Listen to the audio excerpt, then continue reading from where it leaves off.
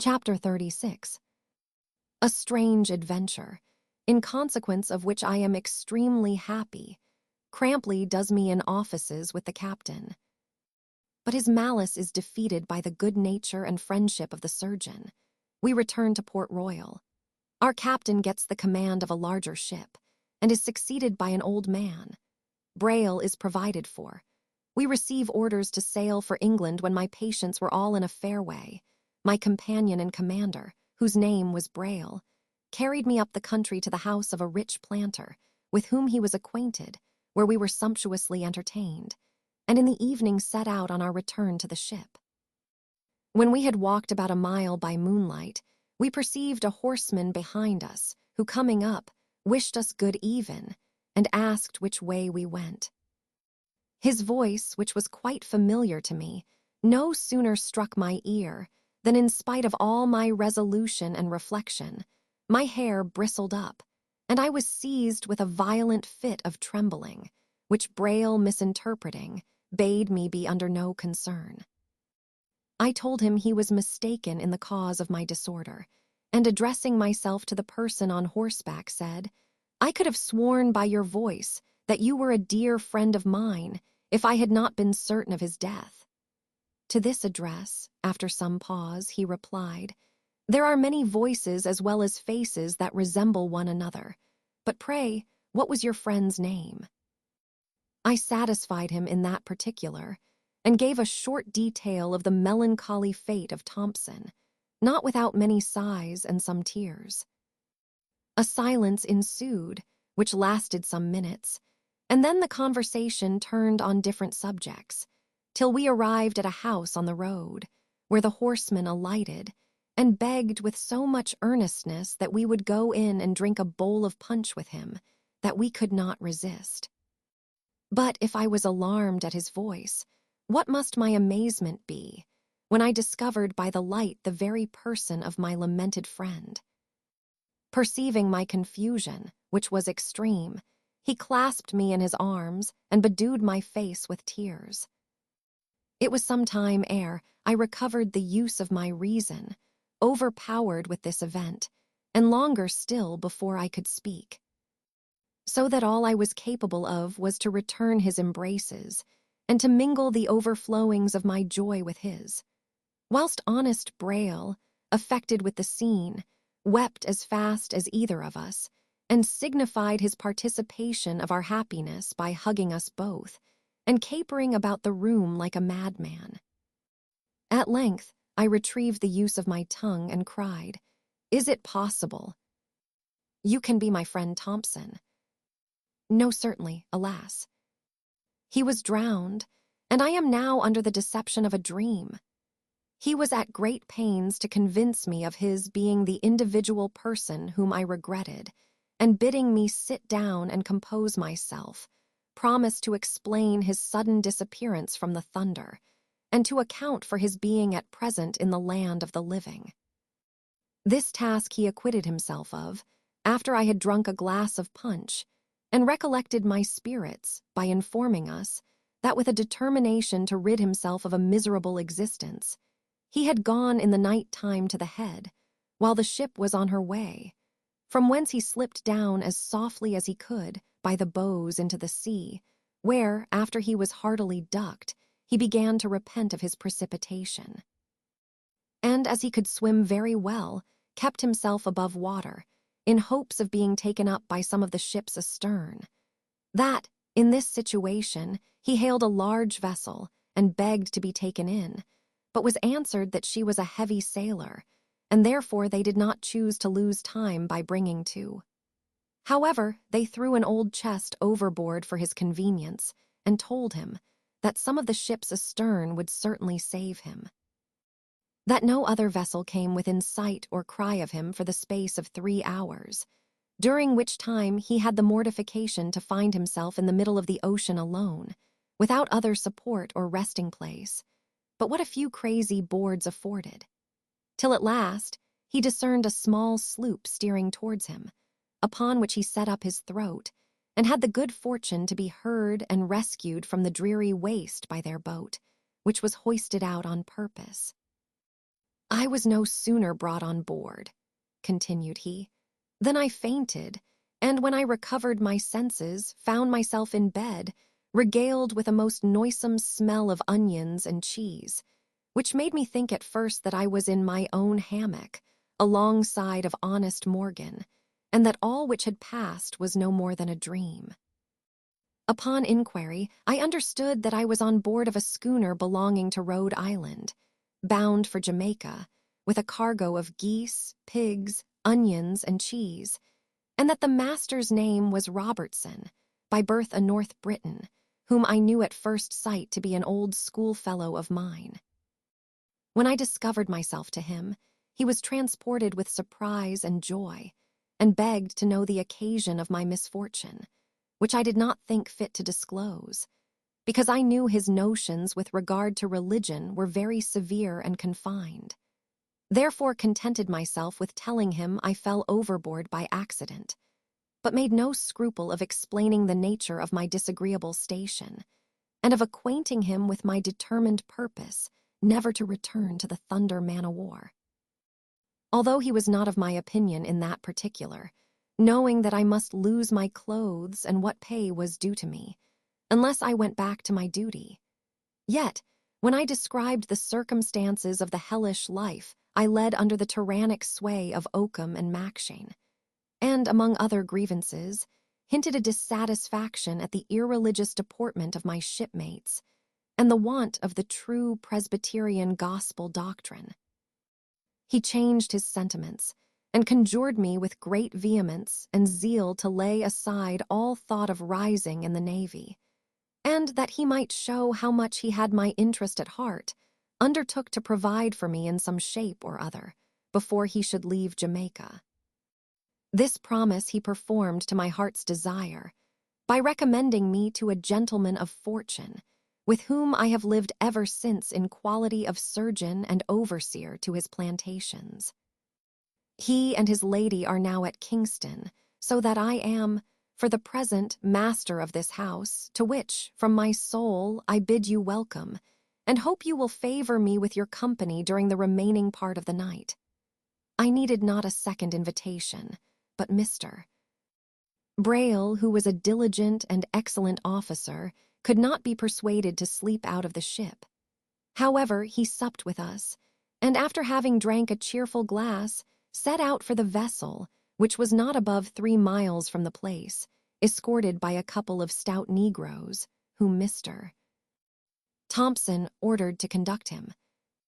Never were two friends more happy in the conversation of each other than we, for the time it lasted.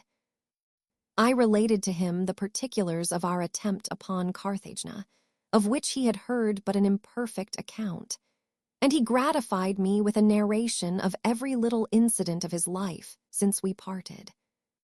He assured me it was with the utmost difficulty he could resist his inclination of coming down to Port Royal, to see Morgan and me, of whom he had heard no tidings since the day of our separation, but that he was restrained by the fear of being detained as a deserter. He told me that, when he heard my voice in the dark, he was almost as much surprised as I was at seeing him afterwards, and, in the confidence of friendship, disclosed a passion he entertained for the only daughter of the gentleman with whom he lived, who, by his description, was a very amiable young lady, and did not disdain his addresses, that he was very much favored by her parents, and did not despair of obtaining their consent to the match, which would at once render him independent of the world. I congratulated him on his good fortune, which he protested should never make him forget his friends, and towards morning we betook ourselves to rest. Next day he accompanied me to the ship, where Mr. Braille entertained him at dinner, and we having spent the afternoon together, he took his leave of us in the evening, after he had forced upon me 10 pistoles as a small token of his affection. In short, while he stayed here, we saw one another every day, and generally ate at the same table, which was plentifully supplied by him with all kinds of poultry, butcher's meat, oranges, limes, lemons, pineapples, Madeira wine, and excellent rum, so that this small interval of 10 days was by far the most agreeable period of my life. At length the lizard arrived, and my patients being all fit for duty, they and I were ordered on board of her, where I understood from Mr. Tomlins that there was a shyness between the lieutenant and him on my account, the rancorous villain having taken the opportunity of my absence to fill the captain's ears with 1,000 scandalous stories to my prejudice, among other things affirming that I had been once transported for theft, and that when I was in the Thunder man-o'-war, I had been whipped for the same crime. The surgeon, on the other hand, having heard my whole story from my own mouth, defended me strenuously, and in the course of that good-natured office recounted all the instances of Crampley's malice against me while I remained on board of that ship, which declaration, while it satisfied the captain of my innocence, made the lieutenant as much my defender's enemy as mine.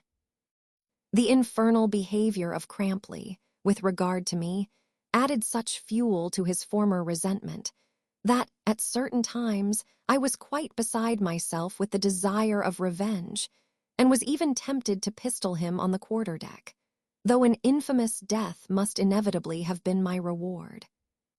But the surgeon, who was my confidant, argued against such a desperate action so effectually, that I stifled the flame which consumed me for the present, and resolved to wait for a more convenient opportunity.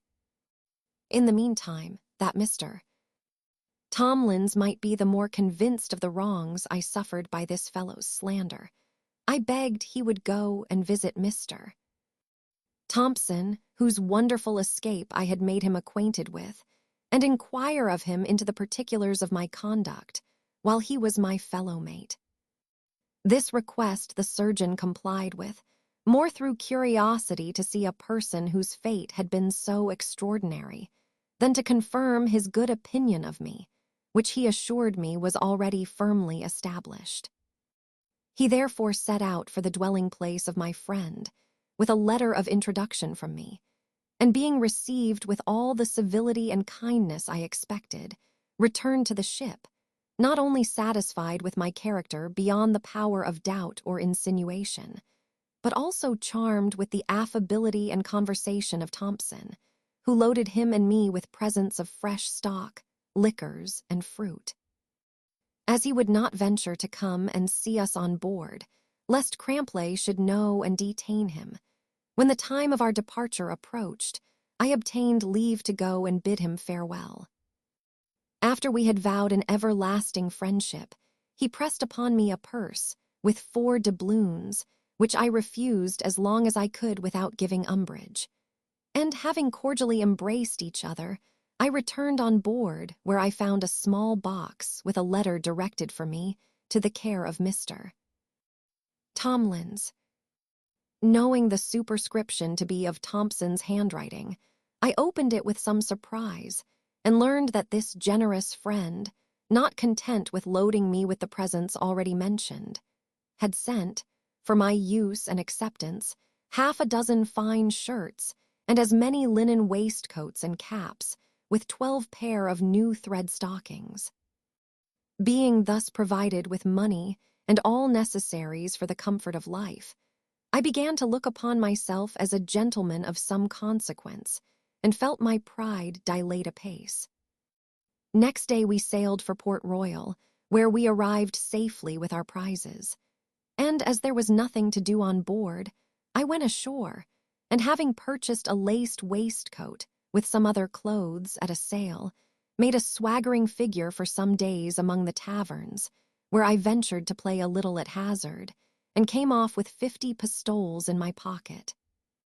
Meanwhile our captain was promoted to a ship of 20 guns, and the command of the Lizard given to a man turned of 80, who had been lieutenant since the reign of King William, and, notwithstanding his long service, would have probably died in that station, had he not applied some prize money he had lately received to make interest with his superiors.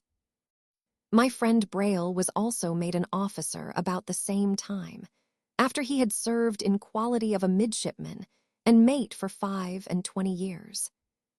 Soon after these alterations, the admiral pitched upon our ship to carry home dispatches for the ministry, and we set sail for England, having first scrubbed her bottom and taken in provision and water for the occasion. Chapter 37. We depart for Europe. A misunderstanding arises between the captain and the surgeon through the scandalous aspersions of Crampley. The captain dies. Crampley tyrannizes over the surgeon, who falls a victim for his cruelty. I am also ill-used. The ship strikes. The behavior of Crampley and the seamen on that occasion.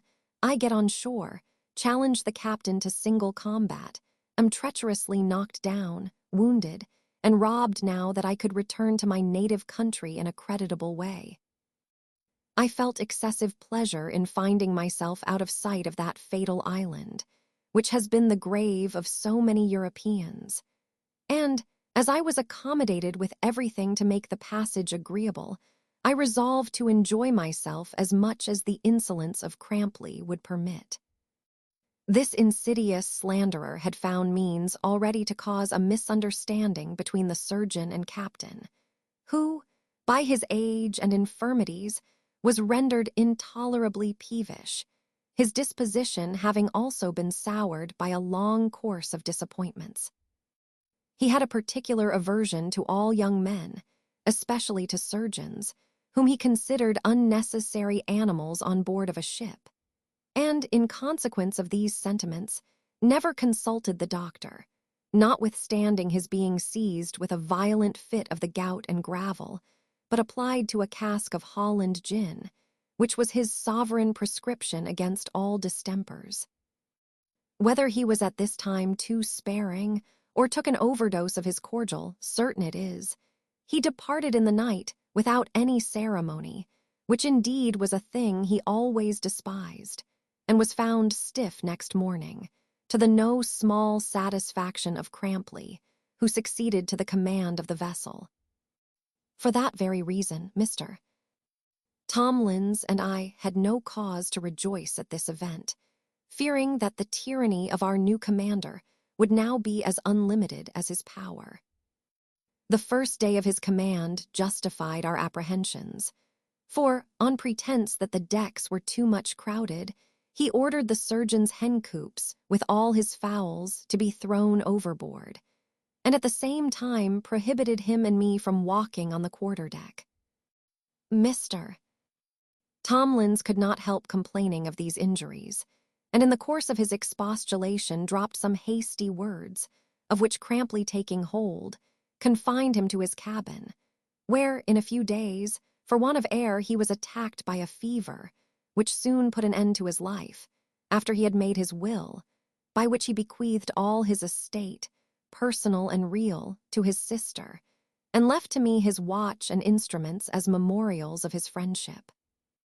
I was penetrated with grief on this melancholy occasion, the more because there was nobody on board to whom I could communicate my sorrows, or of whom I could receive the least consolation or advice.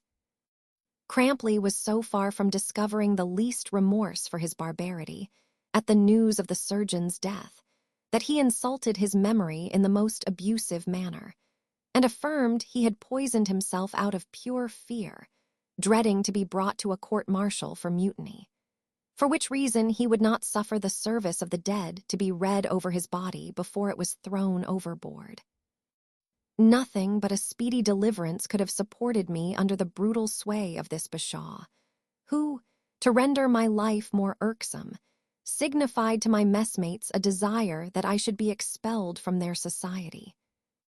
This was no sooner hinted than they granted his request, and I was fain to eat in a solitary manner by myself during the rest of the passage, which, however, soon drew to a period. We had been 7 weeks at sea, when the gunner told the captain that, by his reckoning, we must be in soundings, and desired he would order the lead to be heaved. Crampley swore he did not know how to keep the ship's way, for we were not within 100 leagues of soundings, and therefore he would not give himself the trouble to cast the lead. Accordingly, we continued our course all that afternoon and night, without shortening sail, although the gunner pretended to discover silly light, and next morning protested in form against the captain's conduct, for which he was put in confinement. We discovered no land all that day, and Crampley was still so infatuated as to neglect sounding. But at 3 o'clock in the morning the ship struck and remained fast on a sandbank. This accident alarmed the whole crew. The boat was immediately hoisted out, but as we could not discern which way the shore lay, we were obliged to wait for daylight. In the meantime, the wind increased, and the waves beat against the sloop with such violence that we expected she would have gone to pieces. The gunner was released and consulted. He advised the captain to cut away the mast in order to lighten her.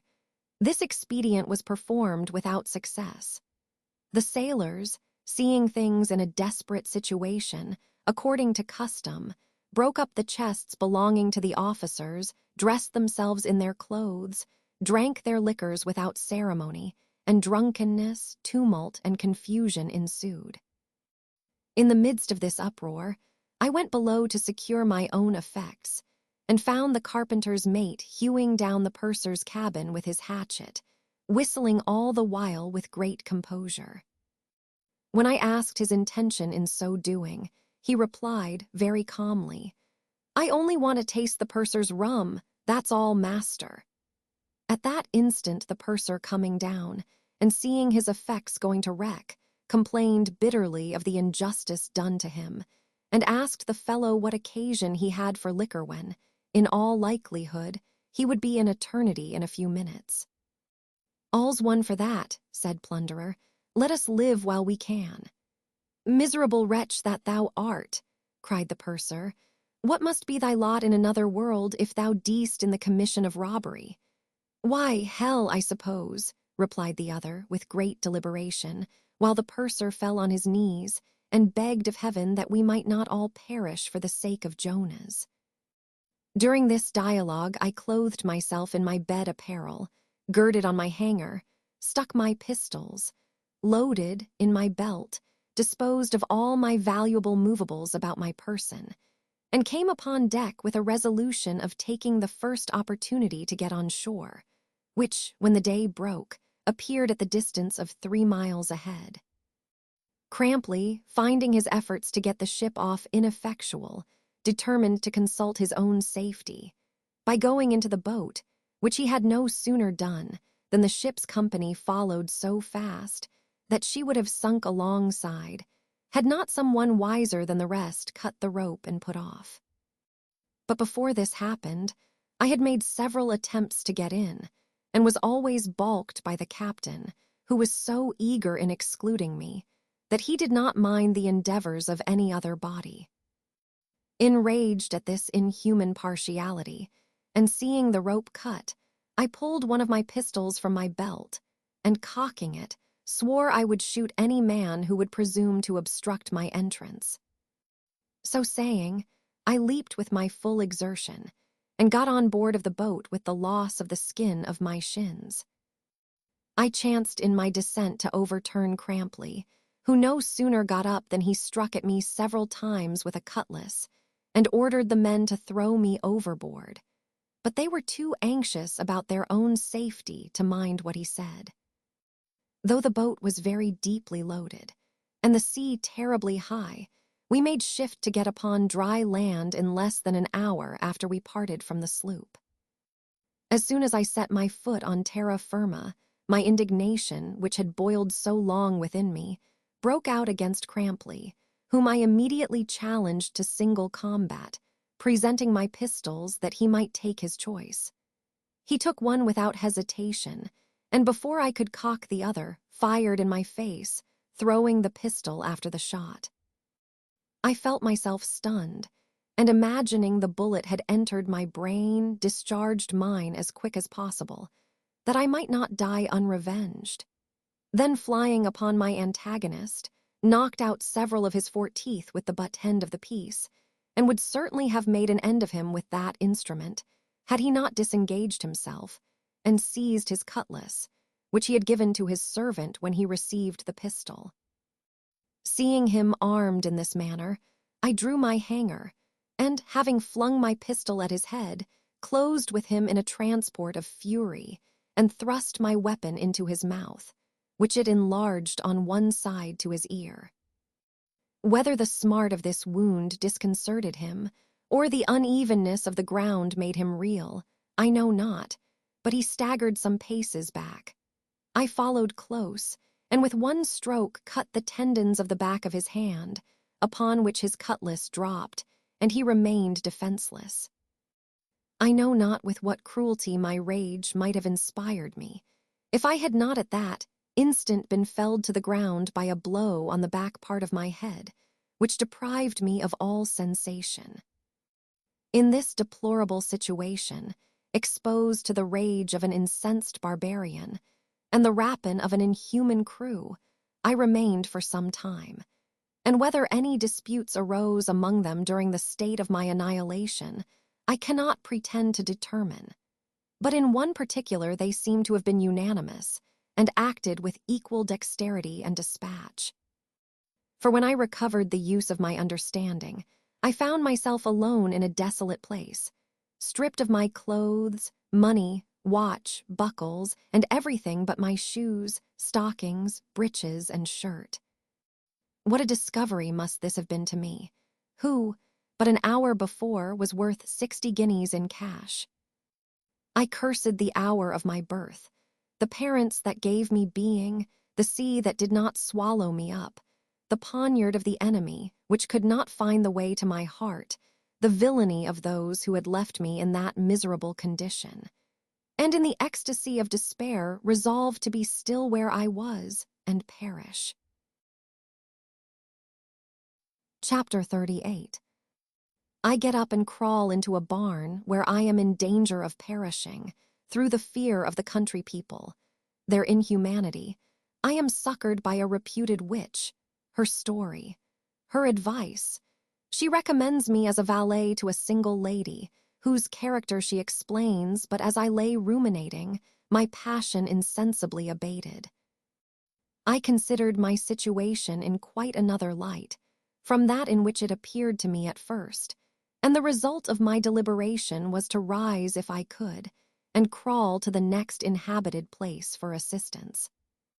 With some difficulty I got upon my legs, and having examined my body, found I had received no other injury than 2 large contused wounds, one on the fore and another on the hinder part of my head, which seemed to be occasioned by the same weapon, namely, the butt end of a pistol. I looked towards the sea, but could discern no remains of the ship, so that I concluded she was gone to pieces, and that those who remained in her had perished. But as I afterwards learned, the gunner, who had more sagacity than Crampley, observing that it was flood when he left her, and that she would probably float at high water, made no noise about getting on shore, but continued on deck, in hopes of bringing her safe into some harbor, after her commander should have deserted her, for which piece of service he expected, no doubt, to be handsomely rewarded. This scheme he accordingly executed, and was promised great things by the Admiralty for saving His Majesty's ship, but I never heard he reaped the fruits of his expectation. As for my own part, I directed my course towards a small cottage I perceived, and in the road picked up a seaman's old jacket, which I suppose the thief who dressed himself in my clothes had thrown away. This was a very comfortable acquisition to me, who was almost stiff with cold. I therefore put it on, and as my natural heat revived, my wounds, which had left off bleeding, burst out afresh. So that, finding myself excessively exhausted, I was about to lie down in the fields, when I discovered a barn on my left hand, within a few yards of me. Thither I made shift to stagger, and finding the door open, went in, but saw nobody. However, I threw myself upon a truss of straw, hoping to be soon relieved by some person or other. I had not lain here many minutes, when I saw a countryman come in with a pitchfork in his hand, which he was upon the point of thrusting into the straw that concealed me, and in all probability would have done my business, had I not uttered a dreadful groan after having essayed in vain to speak.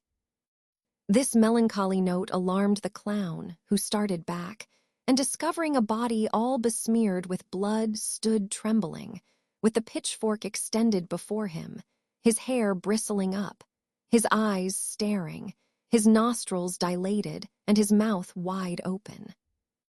At another time, I should have been much diverted by this figure, which preserved the same attitude very near 10 minutes, during which time I made many unsuccessful efforts to implore his compassion and assistance.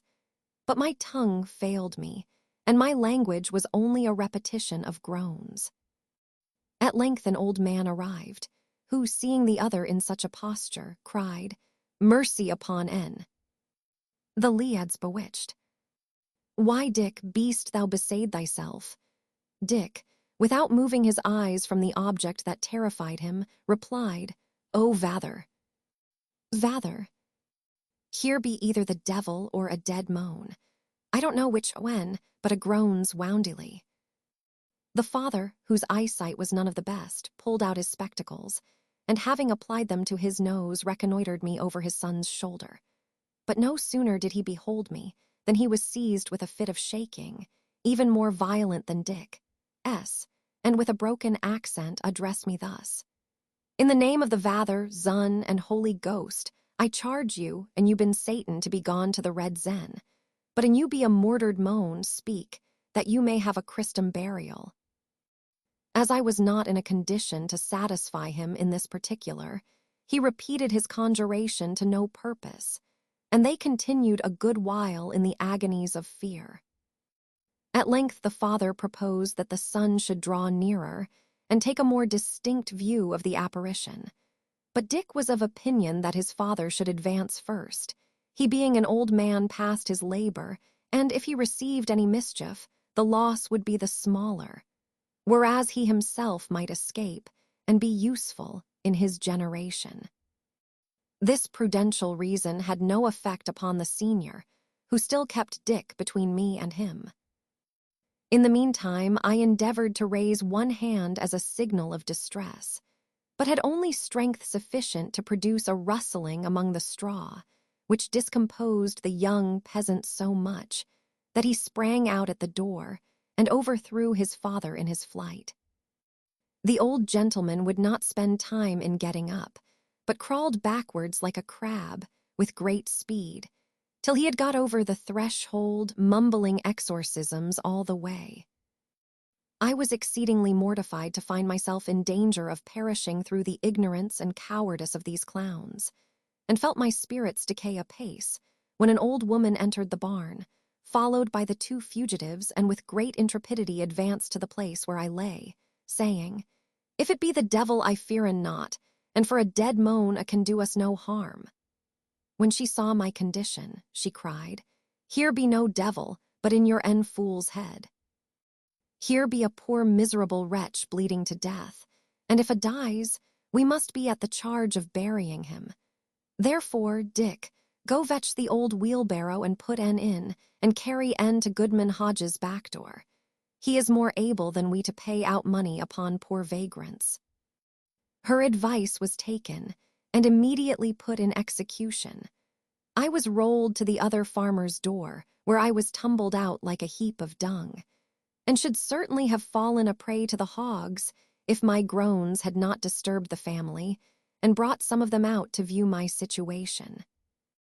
But Hodge resembled the Jew more than the Good Samaritan, and ordered me to be carried to the house of the parson, whose business it was to practice as well as to preach charity, observing that it was sufficient for him to pay his quota towards the maintenance of the poor belonging to his own parish. When I was set down at the vicar's gate, he fell into a mighty passion, and threatened to excommunicate him who sent, as well as those who brought me, unless they would move me immediately to another place. About this time, I fainted with the fatigue I had undergone, and afterwards understood that I was bandied from door to door through a whole village, nobody having humanity enough to administer the least relief to me, until an old woman, who was suspected of witchcraft by the neighborhood, hearing of my distress, received me into her house, and having dressed my wounds, brought me to myself with cordials of her own preparing.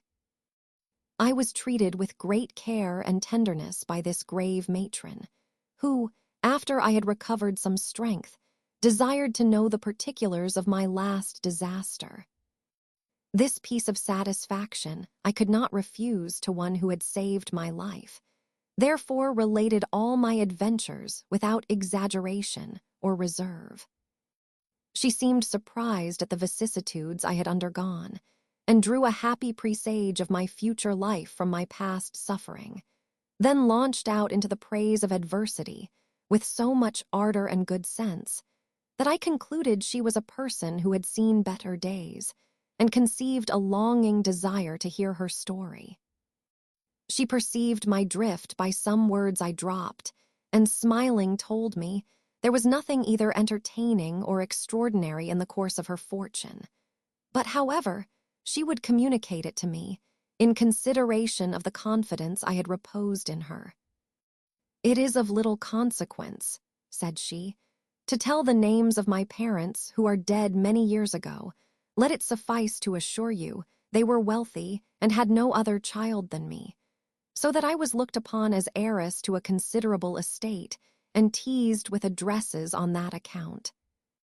Among the number of my admirers, there was a young gentleman of no fortune, whose sole dependence was on his promotion in the army, in which, at that time, he bore a lieutenant's commission. I conceived an affection for this amiable officer, which, in a short time, increased to a violent passion, and without entering into minute circumstances, married him privately. We had not enjoyed one another long in stolen interviews, when he was ordered with his regiment to Flanders. But before he set out, it was agreed between us that we should declare our marriage to my father by letter, and implore his pardon for the step we had taken without his approbation. This discovery was made while I was abroad visiting, and just as I was about to return home, I received a letter from my father, importing that, since I had acted so undutifully and meanly as to marry a beggar, without his privity or consent, to the disgrace of his family as well as the disappointment of his hopes, he renounced me to the miserable fate I had entailed upon myself, and charged me never to set foot within his doors again. This rigid sentence was confirmed by my mother, who, in a postscript, gave me to understand that her sentiments were exactly conformable to those of my father, and that I might save myself the trouble of making any applications, for her resolutions were unalterable. Thunderstruck with my evil fortune, I called a coach, and drove to my husband's lodgings, where I found him waiting the event of his letter. Though he could easily divine by my looks the issue of his declaration, he read with great steadiness the epistle I had received, and with a smile full of tenderness, which I shall never forget, embraced me, saying, "I believe the good lady your mother might have spared herself the trouble of the last part of her postscript. Well, my dear Betty, you must lay aside all thoughts of a coach, till I can procure the command of a regiment." This unconcerned behavior, while it enabled me to support my reverse of fortune, at the same time endeared him to me the more, by convincing me of his disinterested views in espousing me. I was next day boarded in company with the wife of another officer, who had long been the friend and confidant of my husband, at a village not far from London, where they parted with us in the most melting manner, went to Flanders, and were killed in sight of one another at the Battle of the Wood. Why should I tire you with a description of our unutterable sorrow at the fatal news of this event, the remembrance of which now fills my aged eyes with tears? When our grief subsided a little, and reflection came to our aid, we found ourselves deserted by the whole world and in danger of perishing by want. Whereupon we made application for the pension, and were put upon the list. Then, vowing eternal friendship, sold our jewels and superfluous clothes, retired to this place, which is in the county of Sussex, bought this little house, where we lived many years in a solitary manner, indulging our mutual sorrow, till it pleased heaven to call away my companion 2 years ago, since which time I have lingered out an unhappy being in hopes of a speedy dissolution, when I promise myself the eternal reward of all my cares. In the meantime, continued she, I must inform you of the character I bear among my neighbors. My conversation being different from that of the inhabitants of the village, my recluse way of life, my skill in curing distempers, which I acquired from books since I settled here, and lastly, my age having made the common people look upon me as something preternatural, and I am actually, at this hour, believed to be a witch. The parson of the parish, whose acquaintance I have not been at much pains to cultivate, taking umbrage at my supposed disrespect, has contributed not a little towards the confirmation of this opinion, by dropping certain hints to my prejudice among the vulgar, who are also very much scandalized at my entertaining this poor tabby cat with the collar about her neck, which was a favorite of my deceased companion. The whole behavior of this venerable person was so primitive, innocent, sensible, and humane, that I contracted a filial respect for her, and begged her advice with regard to my future conduct, as soon as I was in a condition to act for myself. She dissuaded me from a design I had formed of traveling to London, in hopes of retrieving my clothes and pay, by returning to my ship, which by this time I read in the newspaper was safely arrived in the River Thames. Because, said she, you run the hazard of being treated not only as a deserter in quitting the sloop, but also as a mutineer in assaulting your commanding officer, to the malice of whose revenge you will moreover be exposed. She then promised to recommend me as servant to a single lady of her acquaintance, who lived in the neighborhood with her nephew, who was a young fox hunter of great fortune, where I might be very happy, provided I could bear with the disposition and manners of my mistress, which were somewhat whimsical and particular. But above all things, she counseled me to conceal my story, the knowledge of which would effectually poison my entertainment. For it was a maxim, among most people of condition, that no gentleman ought to be admitted into a family as a domestic, lest he become lazy and insolent. I was fain to embrace this humble proposal, because my affairs were desperate, and in a few days was hired by this lady to serve in quality of her footman, having been represented by my hostess as a young man who was bred up to the sea by his relations against his will, and had suffered shipwreck, which had increased his disgust to that way of life so much that he rather chose to go to service on shore than enter himself on board of any other ship. Before I took possession of my new place, she gave me a sketch of my mistress's character, that I might know better how to regulate my conduct.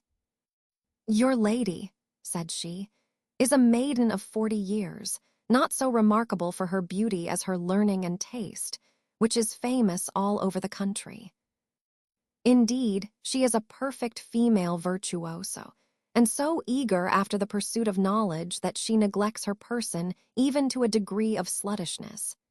This negligence, together with her contempt of the male part of the creation, gives her nephew no great concern, as by these means he will probably keep her fortune, which is considerable in the family. He therefore permits her to live in her own way, which is something extraordinary, and gratifies her in all her whimsical desires. Her apartment is at some distance from the other inhabited parts of the house, and consists of a dining room, bedchamber, and study.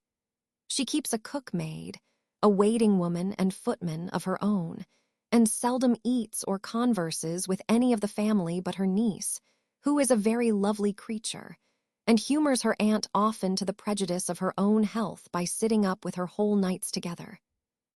For your mistress is too much of a philosopher to be swayed by the custom of the world, and never sleeps nor eats like other people. Among other odd notions, she professes the principles of Rosicrucius, and believes the earth, air, and sea are inhabited by invisible beings, with whom it is possible for the human species to entertain correspondence and intimacy, on the easy condition of living chaste. As she hopes one day to be admitted into an acquaintance of this kind, she no sooner heard of me and my cat than she paid me a visit, with a view, as she has since owned, to be introduced to my familiar, and was greatly mortified to find herself disappointed in her expectation.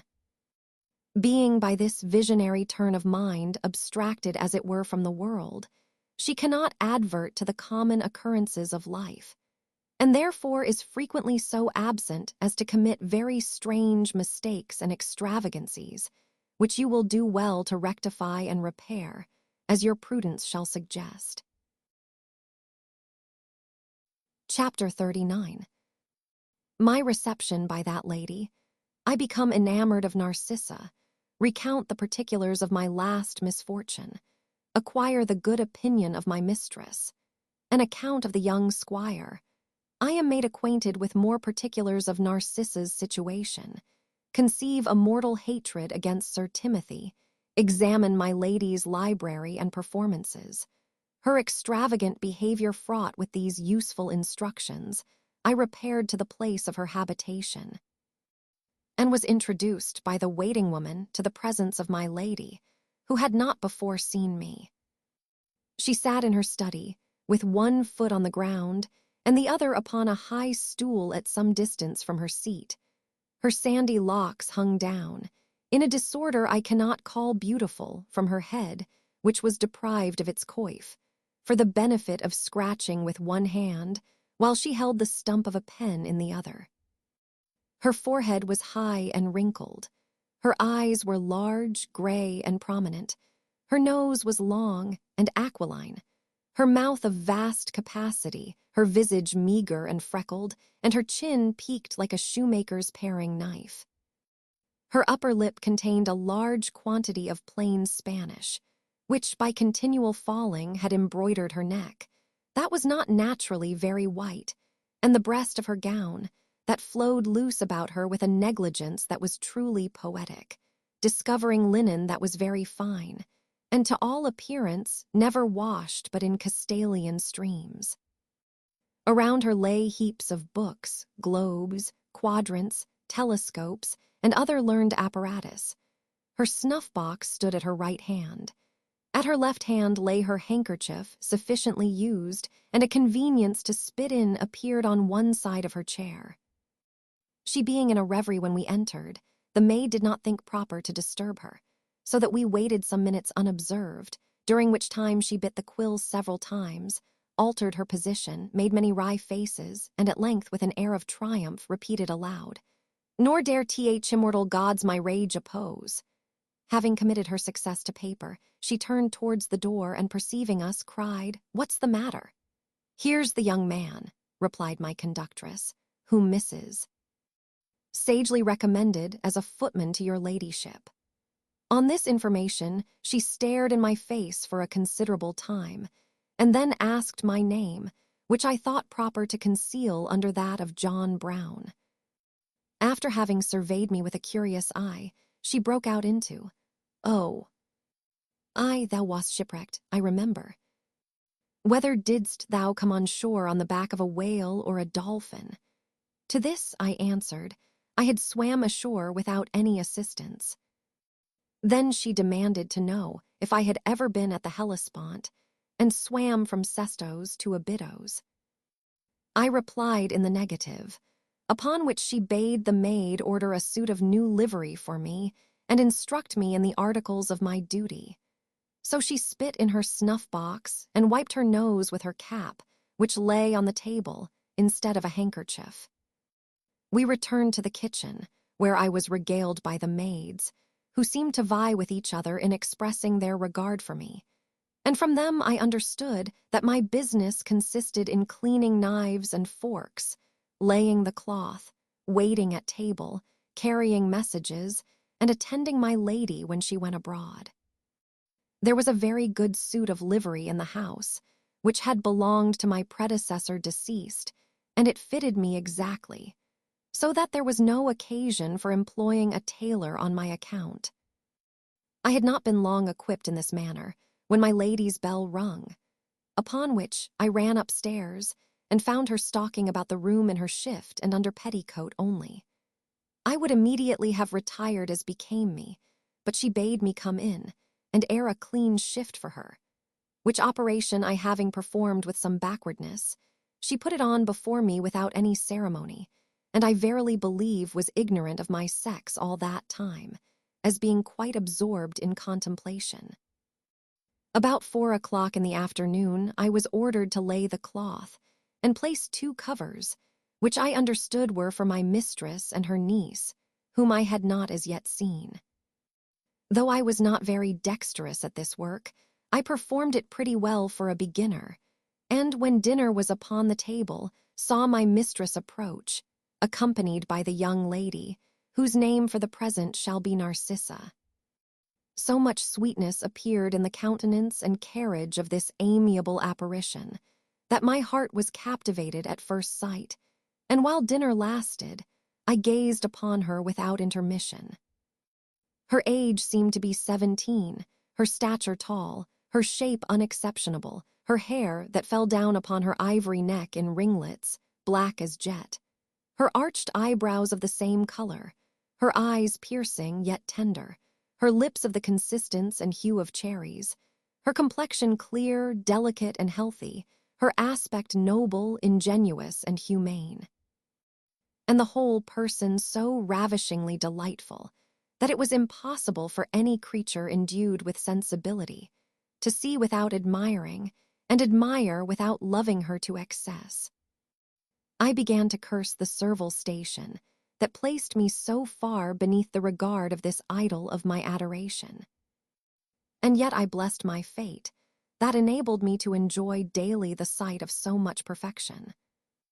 When she spoke, I listened with pleasure, but when she spoke to me, my soul was thrilled with an ecstasy of tumultuous joy. I was even so happy as to be the subject of their conversation, for Narcissa, having observed me, said to her aunt, "I see your new footman is come." Then, addressing herself to me, asked, with ineffable complacency, if I was the person who had been so cruelly used by robbers. When I had satisfied her in this, she expressed a desire of knowing the other particulars of my fortune, both before and since my being shipwrecked. Hereupon, as Mrs. sagely had counseled me, I told her that I had been bound apprentice to the master of a ship, contrary to my inclination, which ship had foundered at sea. That I and 4 more, who chanced to be on deck when she went down, made shift to swim to the shore, when my companions, after having overpowered me, stripped me to the shirt, and left me, as they imagined, dead of the wounds I received in my own defense. Then I related the circumstances of being found in a barn, with the inhuman treatment I met with from the country people and parson, the description of which, I perceived, drew tears from the charming creature's eyes. When I had finished my recital, my mistress said, "Ma foi, le garçon est bien fait," to which opinion Narcissa assented, with a compliment to my understanding, in the same language that flattered my vanity extremely.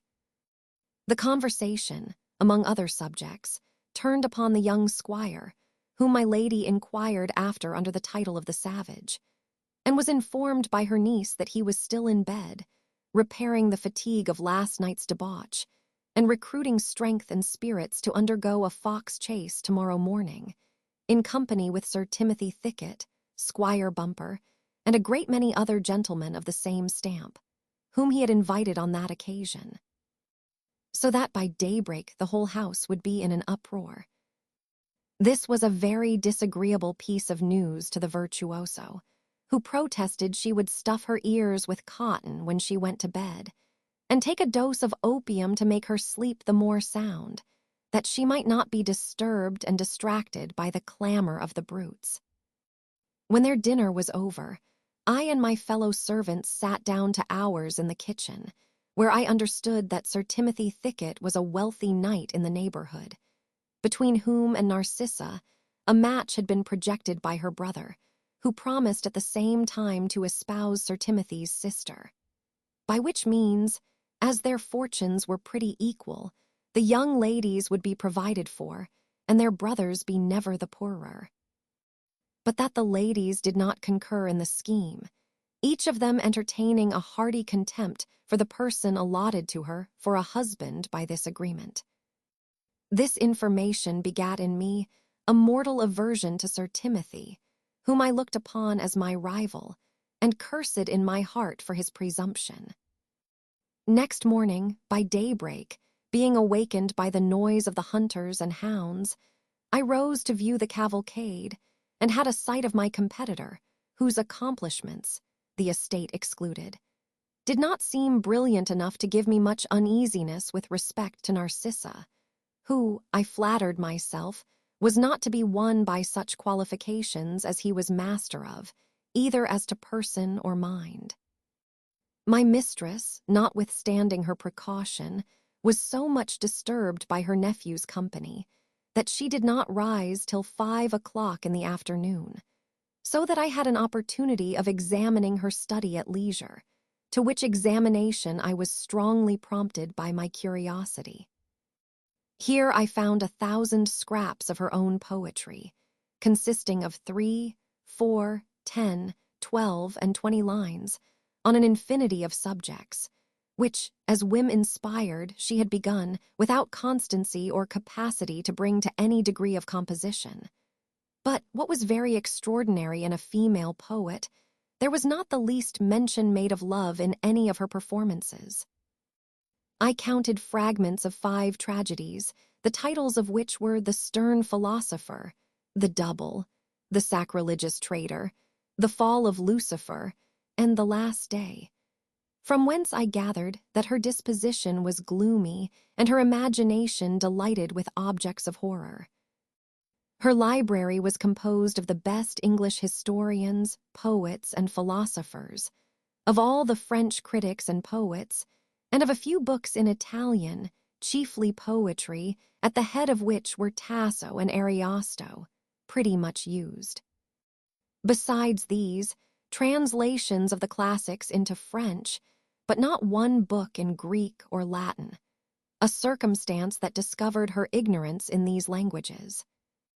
After having taken a full view of this collection, I retired, and at the usual time was preparing to lay the cloth, when I was told by the maid that her mistress was still in bed, and had been so affected with the notes of the hounds in the morning, that she actually believed herself a hare beset by the hunters, and begged a few greens to munch for breakfast.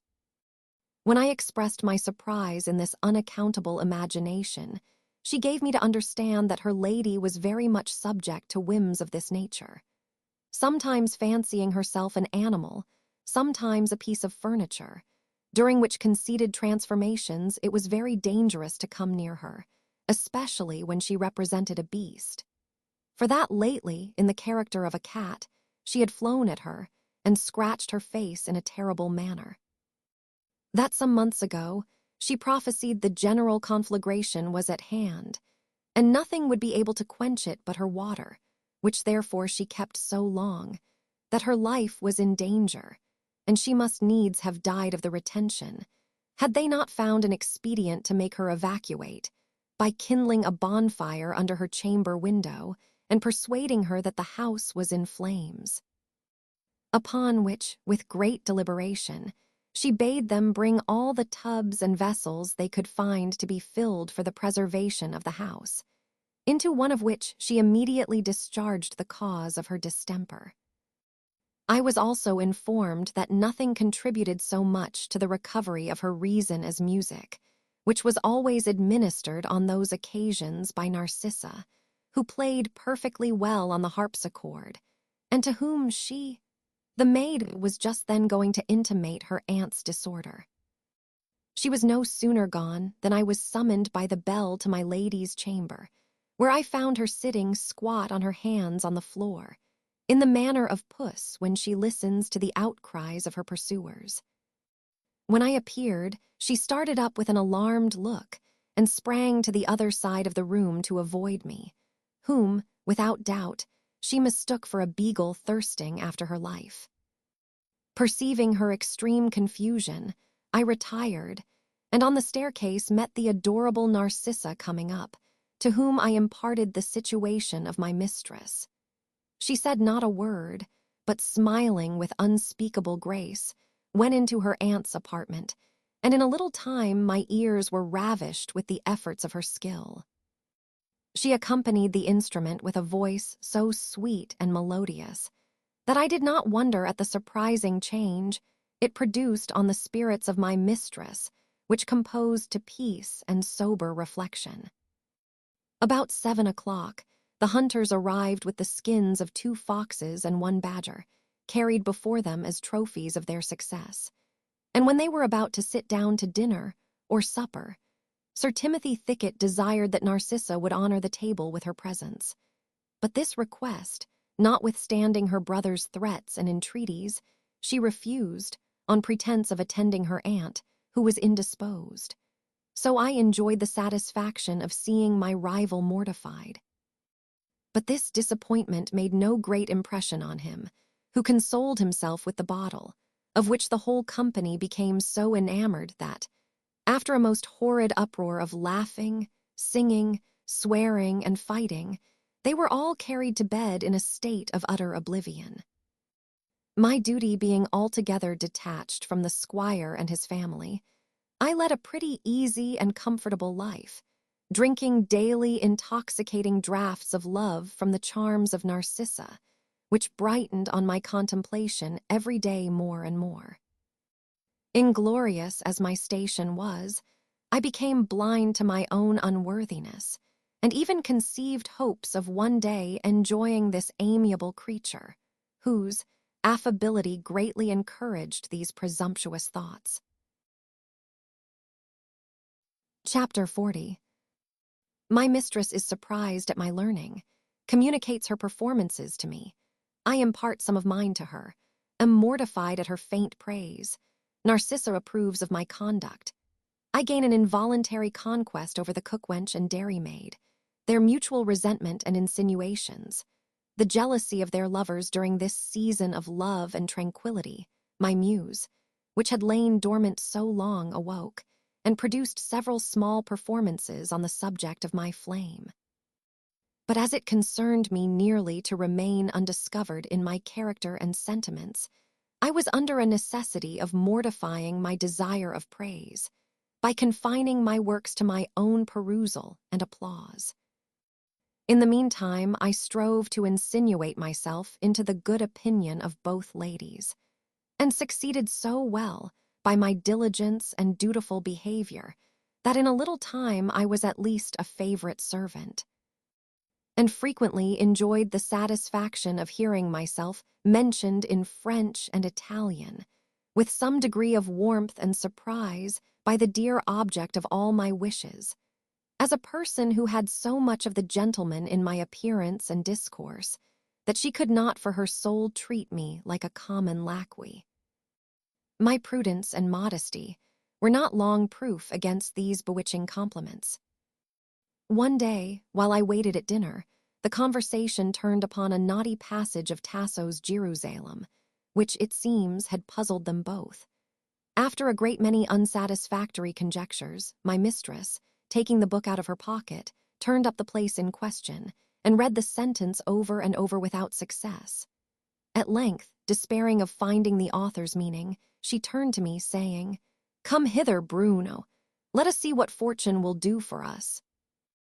I will interpret to thee what goes before, and what follows this obscure paragraph, the particular words of which I will also explain, that thou mayst, by comparing one with another, guess the sense of that which perplexes us." I was too vain to let slip this opportunity of displaying my talents. Therefore, without hesitation, read and explain the whole of that which had disconcerted them, to the utter astonishment of both.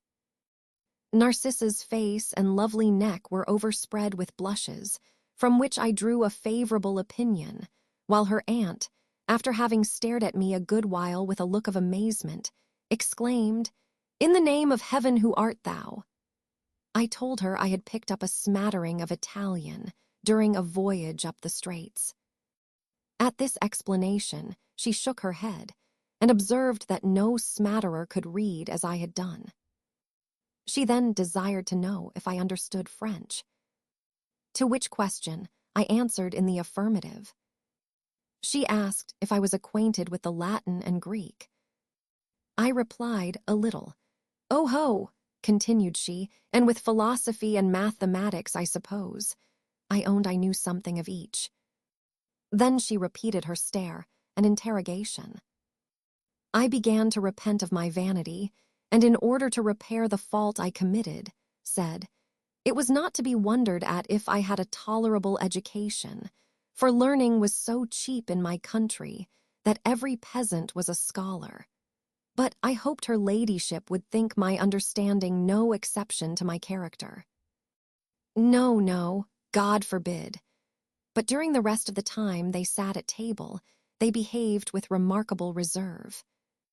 This alteration gave me great uneasiness, and I passed the night without sleep, in melancholy reflections on the vanity of young men, which prompts them to commit so many foolish actions, contrary to their own sober judgment.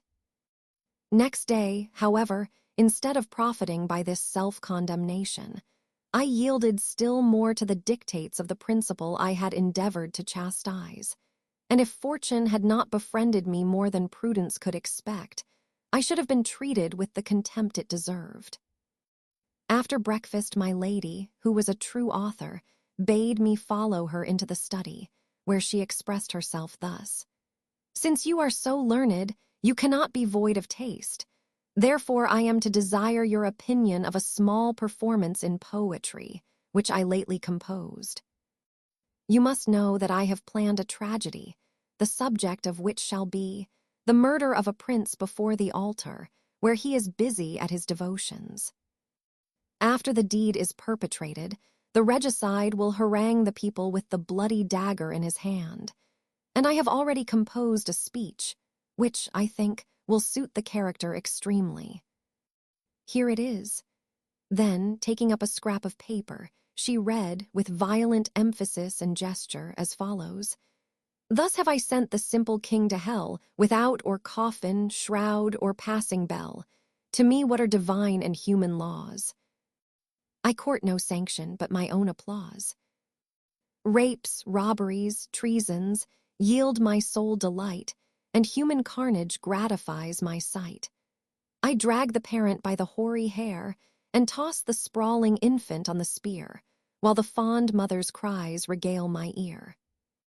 I fight, I vanquish, murder friends and foes, nor dare the immortal gods my rage oppose.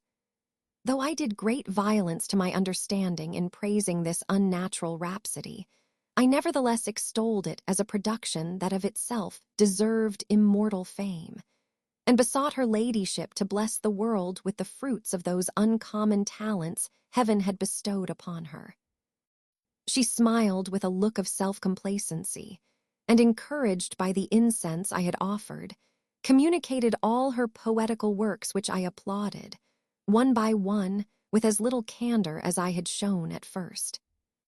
Satiated with my flattery, which I hope my situation justified, she could not in conscience refuse me an opportunity of shining in my turn, and therefore, after a compliment to my nice discernment and taste, observed that doubtless I must have produced something in that way myself, which she desired to see. This was temptation I could by no means resist. I own that while I was at college I wrote some detached pieces at the desire of a friend who was in love, and at her request repeated the following verses, which indeed my love for Narcissa had inspired. On Celia, playing on the harpsichord and singing. When Sappho struck the quivering wire, the throbbing breast was all on fire, and when she raised the vocal lay, the captive soul was charmed away. But had the nymph possessed with these thy softer, chaster power to please, thy beauteous air of sprightly youth, thy native smiles of artless truth, The worm of grief had never preyed on the forsaken, lovesick maid, nor had she mourned a hapless flame, nor dashed on rocks her tender frame. My mistress paid me a cold compliment on the versification, which, she said, was elegant enough, but the subject beneath the pen of a true poet. I was extremely nettled at her indifference and looked at Narcissa, who by this time had joined us, for her approbation. But she declined giving her opinion, protesting she was no judge of these matters, so that I was forced to retire very much balked in my expectation, which was generally a little too sanguine. In the afternoon, however, the waiting maid assured me that Narcissa had expressed her approbation of my performance with great warmth, and desired her to procure a copy of it as for herself, that she, Narcissa, might have an opportunity to peruse it at pleasure. I was elated to an extravagant pitch at this intelligence, and immediately transcribed a fair copy of my ode, which was carried to the dear charmer, together with another on the same subject, as follows: Thy fatal shaft unerring move, I bow before thine altar, love. I feel thou soft, resistless flame glide, swift through all my vital frame. For while I gaze my bosom glows, my blood in tides impetuous flows. Hope, fear, and joy alternate roll, and floods of transports whelm my soul. My faltering tongue attempts in vain in soothing murmurs to complain. My tongue some secret magic ties, my murmurs sink in broken sighs. Condemned to nurse eternal care, and ever drop the silent tear, unheard I mourn, unknown I sigh, unfriended live, unpitied die. Whether or not Narcissa discovered my passion, I could not learn from her behavior, which, though always benevolent to me, was henceforth more reserved and less cheerful. While my thoughts aspired to a sphere so far above me, I had unwittingly made a conquest of the cook-wench and dairymaid, who became so jealous of each other that, if their sentiments had been refined by education, it is probable one or other of them would have had recourse to poison or steel to be avenged of her rival. But, as their minds were happily adapted to their humble station, their mutual enmity was confined to scolding and fistcuffs, in which exercise they were both well skilled. My good fortune did not long remain a secret, for it was disclosed by the frequent broils of these heroines, who kept no decorum in their encounters. The coachman and gardener, who paid their devoirs to my admirers, each to his respective choice, alarmed at my success, laid their heads together, in order to concert a plan of revenge. And the former, having been educated at the academy at Tottenham Court, undertook to challenge me to single combat. He accordingly, with many opprobrious invectives, bade me defiance, and offered to box me for 20 guineas. I told him that, although I believed myself a match for him even at that work, I would not descend so far below the dignity of a gentleman as to fight like a porter.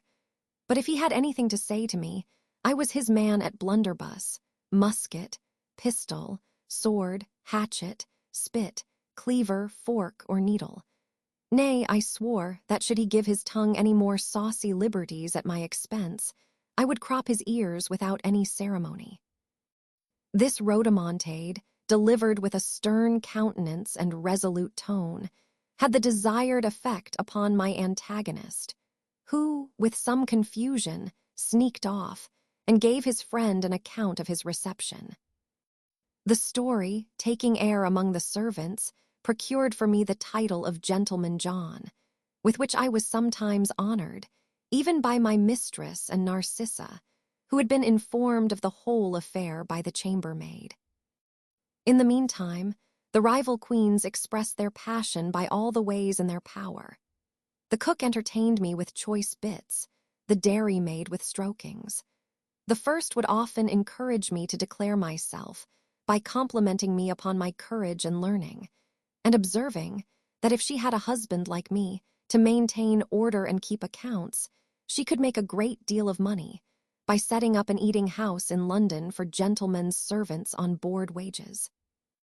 The other courted my affection by showing her own importance and telling me that many a substantial farmer in the neighborhood would be glad to marry her, but she was resolved to please her eye if she should plague her heart. Then she would launch out into the praise of my proper person and say she was sure I would make a good husband, for I was very good-natured.